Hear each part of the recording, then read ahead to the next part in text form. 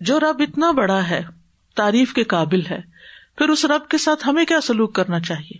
ہمیں تو اس کے آگے جھک جانا چاہیے. کیسے؟ محبت سے اور تعظیم سے.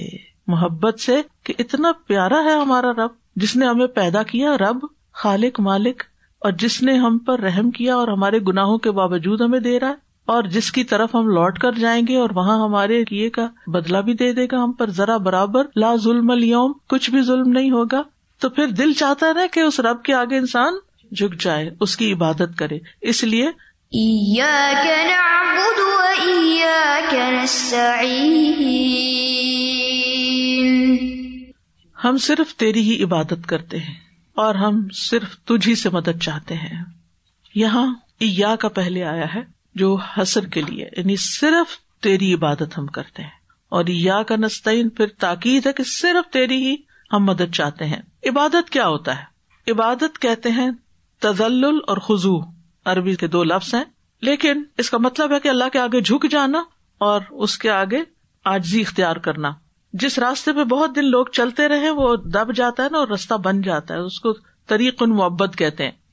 لیکن عبادت کا معنی ہوتا ہے کہ کسی کو غیبی طاقتوں کا مالک سمجھ کر اس سے انتہا درجے کی محبت کے ساتھ اس کے سامنے عاجزی اور ذلت کے ساتھ جھک جائے انسان. تین چیزیں آ گئی اس میں، ٹھیک ہے. نمبر ایک، کسی کو غیبی طاقتوں کا مالک سمجھنا. غیبی طاقتیں کون سی ہوتی ہیں؟ جو عام بندوں کے پاس نہیں ہوتی، ٹھیک ہے. اور پھر اس وجہ سے اس سے انتہائی عقیدت رکھنا. جیسے لوگ بتوں میں کیا سمجھتے ہیں کہ ان کے اندر کوئی غیبی طاقتیں، یہ ہمارا کچھ بگاڑ بنا دیں گے، لہٰذا وہ ان سے محبت کرتے ہیں. یحبونہم کحب اللہ. اچھا، پھر کیا کرتے ہیں؟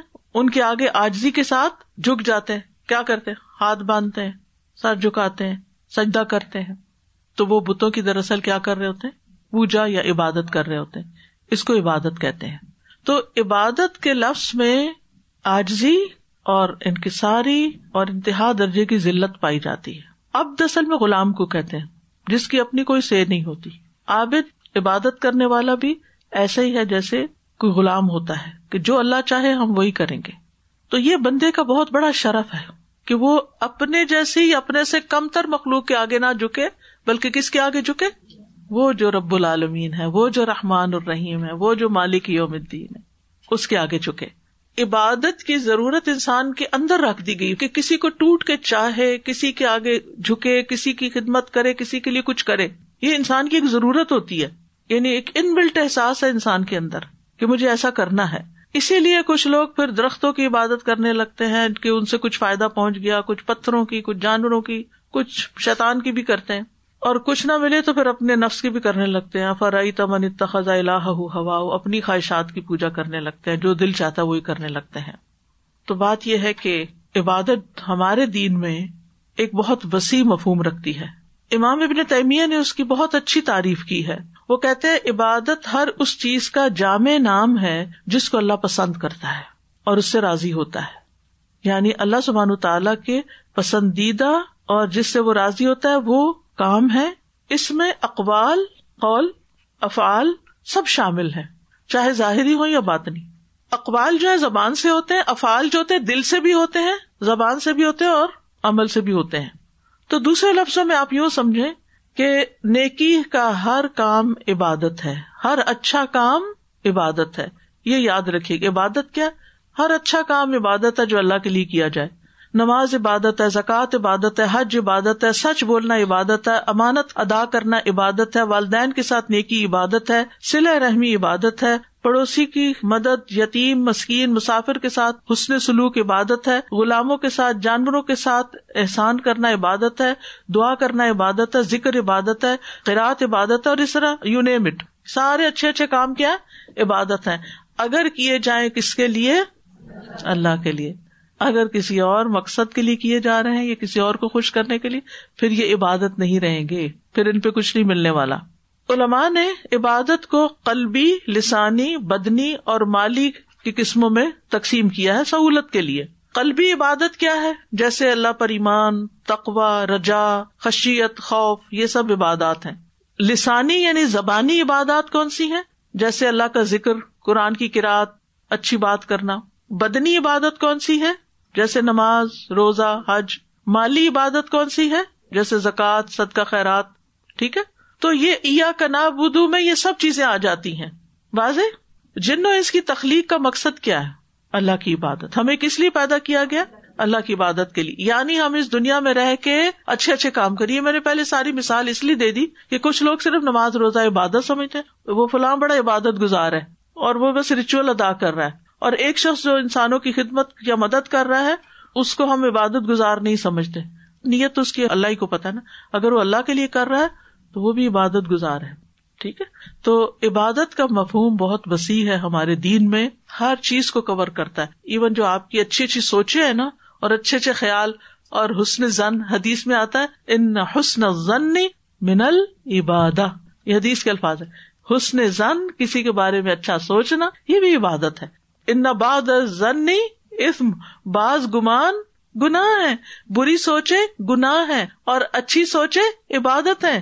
تو دل، خیال، اندر کے جو احساسات ہیں وہ بھی عبادت بن جاتے ہیں. آپ کچھ بھی نہیں کر رہے، صرف غور و فکر کریں. یتفکرون فی خلق السماوات والارض، یہ بھی کیا ہے؟ عبادت. بڑی شاندار عبادت ہے یہ بھی. تو ایک بندہ مومن چل رہا ہے، پھر رہا ہے، پکا رہا ہے، کھا رہا ہے، دے رہا ہے، لے رہا ہے، سب عبادت ہے ایز لانگ ایز وہ صحیح طریقے سے کر رہا ہے. لیکن اس کی مخصوص شکلیں جو ہے وہ نماز، روزہ وغیرہ کی قسم میں سے ہیں. عبادت جو ہے یہ بندوں پر اللہ کا حق ہے. اللہ نے ہمیں پیدا کیا، اس نے ہم پہ رحم کیا، وہ ہمیں جزا بھی دے گا ہمارے ان کاموں پر. تو پھر ہمیں بھی تو کچھ کرنا چاہیے. پھر ہمیں کیا کرنا ہے؟ عبادت کرنی ہے، اور اسی کی کرنی ہے. ایاک نعبد، اور پھر وایاک نستعین، صرف تیری ہی ہم مدد چاہتے ہیں. استعانت کا مطلب ہوتا ہے مدد طلب کرنا. اب فرق ہے مدد طلب کرنا. مثلا میں آپ سے کوئی رہی مجھے پین پکڑا دیں تو میں آپ سے مدد لے رہی ہوں، تو کیا پھر یہ ٹھیک نہیں؟ ٹھیک ہے. تو پھر ہم یہ کیوں کہہ رہے صرف تجھ سے ہم مدد مانگتے ہیں، یعنی کسی اور سے نہیں مانگتے؟ تو یہ کون سی مدد ہے؟ ٹھیک ہے نا، یہ واضح ہونا چاہیے. کیونکہ میرا اپنا اشکال تھا کہ جب ہم یہ کہتے ہیں کہ صرف تجھ سے ہم مدد چاہتے ہیں تو اس کا مطلب ہے کہ ہم اپنے روزمرہ کے کاموں میں کسی سے کوئی مدد نہیں لے سکتے. کیا وہ بھی شرک ہو جائے گا؟ نہیں. تو یہ کون سی مدد ہے؟ ایسے کام میں مدد طلب کرنا جس کا اختیار صرف اللہ کے پاس ہے، یہ وہ مدد ہے. ٹھیک ہے، یہ جملہ لکھ لیجئے. ایسے کام میں مدد طلب کرنا جس کا اختیار صرف اللہ کے پاس ہے، کسی مخلوق کو اس کا اختیار نہیں دیا گیا. مثلاً ایک ڈاکٹر دوا دے سکتا ہے، یہ اس کے اختیار میں ہے. آپ اس کے پاس جا سکتے ہیں، آپ دوا لے سکتے ہیں، اس نے آپ کی مدد کی. ٹھیک، لیکن کیا شفا دینا بھی ڈاکٹر کے اختیار میں؟ نہیں، یہاں اس کا اختیار ختم ہے. لہذا دوا ہم ڈاکٹر سے لیتے ہیں، شفا ہم اللہ سے مانگتے ہیں. تو یہ ڈویژن ہو گئی نا. یعنی جب ہم مدد مانگتے ہیں تو اسی لیے ہم سے کہا گیا کہ اسباب بھی اختیار کرو، کچھ کرو بھی، یعنی ہاتھ پاؤں بھی ہلاؤ، اٹھ کے کچھ کرو، کسی کی مدد کرو، کوئی تمہاری کرے، مل جل کے کام کرو. لیکن مدد اللہ سے مانگو، توکل اور بھروسہ اللہ پہ رکھو کہ وہی کرنے والا ہے. یعنی آپ نے دل سے بھی کیا سمجھا کہ ڈاکٹر نے شفا نہیں دی، صرف اللہ نے دی ہے، صرف اللہ ہی دے سکتا ہے. اسی لیے آپ دیکھیں اچھے سے اچھا ڈاکٹر ہوتا ہے، اچھے سے اچھا راقی ہوتا ہے، کسی کو فائدہ ہوتا ہے، کسی کو نہیں ہوتا، کیونکہ وہ اختیار اللہ کے پاس ہے نا. تو اس لیے آپ اس جھنجھلاہٹ سے بھی نکل آئے کہ کہیں میں نے اس سے کہہ دیا کام تو پتہ نہیں یہ شرک ہو گیا، یا میں نے اس پہ بھروسہ کر لیا کہ وہ میرا کام کرے گا. تو نہیں، بھروسہ تو ہمیں اللہ پہ کرنا ہے کہ اللہ ہی اس کے دل میں ڈالے گا تو ہوگا. اب کچھ کیفیات ہوتی ہیں. یعنی عبادت اور استعانت کے لحاظ سے لوگوں کی 4 قسمیں ہوتی ہیں. ایک وہ لوگ ہوتے ہیں جو اللہ کی عبادت کا حق ادا کرتے ہیں اور اسی سے مدد طلب کرتے ہیں، یہ اللہ کے چنے ہوئے بندے ہوتے ہیں. دوسرے وہ لوگ جن کی نہ تو کوئی عبادت ہے، نہ ہی دعا کرتے ہیں، نہ مدد مانگتے ہیں. ایسے لوگ بھرے پڑے ہیں نا ایسے، نہ عبادت نہ دعا. تیسری قسم اور چوتھی قسم جن کی عبادت اور استعانت میں اعتدال نہیں ہوتا. کچھ لوگ وہ ہیں جو عبادت کو تو مقدم رکھتے ہیں لیکن دعا میں کمی کرتے ہیں. کچھ لوگ ایسے ہیں جو دعائیں تو بہت کرتے ہیں، کرتے کراتے کچھ نہیں ہے، یا عبادت نہیں کرتے. مثلاً یمن کے کچھ لوگ آئے حج کرنے کے لیے، کہتے ہم تو اللہ کے توکل پہ آئے ہیں، اور جب مکہ آئے تو لوگوں سے مانگنا شروع کر دیا. ٹھیک ہے، تو اللہ تعالیٰ نے آیت نازل کر دی، وَتَزَوَّدُوا فَإِنَّ خَيْرَ الزَّادِ التَّقْوَىٰ، زاد راہ لے کے چلا کرو، بہترین زاد راہ تقویٰ ہے. تو یاد رکھیے، دنیا کے ظاہری اسباب اور وسائل جو اللہ نے بندوں کو دے رکھے ہیں، کسی کے پاس کوئی علم ہے، کسی کے پاس کوئی اسکل ہے، کسی کے پاس مال ہے، کسی کے پاس کچھ طاقت ہے جسمانی، تو اس اعتبار سے لوگوں سے مدد لینا اس میں کوئی حرج کی بات نہیں، اور یہ اس کے خلاف نہیں جاتا وَإِيَّاكَ نَسْتَعِينُ کہ صرف تجھی سے ہم مدد چاہتے ہیں، یعنی دوسرے لفظوں میں تجھ سے ہی دعا کرتے ہیں، کیونکہ اللہ تعالیٰ نے فرمایا وَتَعَاوَنُوا عَلَى الْبِرِّ وَالتَّقْوَىٰ، نیکی اور تقویٰ کے کاموں پر ایک دوسرے سے تعاون کرو. پھر آپ دیکھیے کہ انسان کو اسباب اختیار کرنے کا حکم دیا گیا ہے. موسیٰ علیہ السلام کو کیا کہا گیا تھا؟ ان اضرب بعصاک الحجر. اللہ چاہتا تو صرف ایک حکم دیتا، پتھر کو پانی نکل آتا اس میں سے. کہا عصا تم مارو، حالانکہ کبھی پتھر پہ کوئی عصا مارے تو اس سے کچھ نکلتا، لیکن اللہ تعالیٰ نے پھر بھی اسباب اختیار کرنے کو کہا.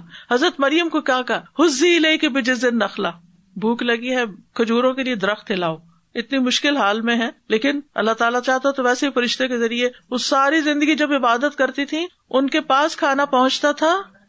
آج جب وہ مشکل میں تو اللہ تعالیٰ کہتے درخت ہلاؤ، اسباب اختیار کرو. حالانکہ کبھی آپ نے کھجور کا درخت ہلا کے کھجوریں گرائیں؟ گرتی ہیں نہیں، لیکن وہ ان کی اس کیفیت کے لیے بہت ضروری تھا کہ ڈلیوری سے پہلے وہ کچھ اس طرح کا کام کرے کہ جس سے ڈلیوری بھی آسان ہو اور کھانے کو بھی مل جائے. تو بہرحال سبب اختیار کرنا ہے. مانگنا صرف اللہ سے ہے، مانگنے کے بعد سبب بھی اختیار کرنا ہے. تیسری چیز توکل اللہ پہ رکھنا ہے کہ کرے گا وہی. دل کا اعتماد، دل اللہ سے جڑا ہوا. بعض لوگ اسباب اختیار نہیں کرتے، بعض لوگ اللہ سے مدد ہی نہیں مانگتے. ہر چیز میں دھیان اللہ کی طرف جانا چاہیے. ایون اگر ہم اسباب بھی اختیار کر رہے ہیں تو ہمیں مدد اللہ سے مانگنی چاہیے. بعض سلف صالحین نمازوں میں اللہ سے اپنی ساری ضروریات مانگتے تھے، یعنی نماز پڑھتے تھے تو نماز کے سجدوں میں بھی دعائیں ہوتی ہیں نا، تو وہ دل میں اپنی حاجتیں رکھ کے تو اللہ سے مانگتے تھے. جیسے ہم کہہ رہے ہیں ربنا آتنا فی الدنیا حسنہ، حسنہ کہہ کے جو دل میں آپ کی ضرورتیں وہ ساری مانگ سکتے ہیں. ٹھیک ہے.